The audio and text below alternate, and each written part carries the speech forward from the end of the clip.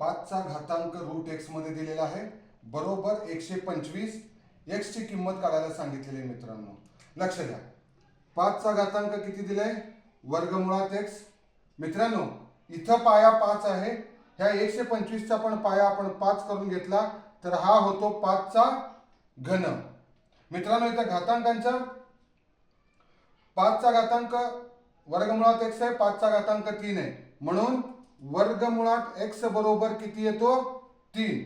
दोन्ही बाजूत काय घ्यायचे? वर्ग घेऊया. दोन्ही बाजूत वर्ग घेतल्यानंतर वर्गमूळ x चा वर्ग बरोबर इकडे होतो 3 चा वर्ग. वर्गमूळ आणि वर्ग निघून गेला मित्रांनो, राहिला x. इकडे 3 चा वर्ग झाला 9. म्हणजे मित्रांनो x ची किंमत आलेली आहे जे आपल्याला विचारलं होतं. x ची किंमत मित्रांनो, x ची किंमत 9 आलेली आहे. असेच कॉम्पिटिटिव्ह एक्झामच्या प्रश्नांसाठी आजच आमच्या ऋतुजा अकॅडमी चॅनलला सबस्क्राईब करा आणि बेल आयकॉन वाजवायला विसरू नका मित्रांनो. धन्यवाद.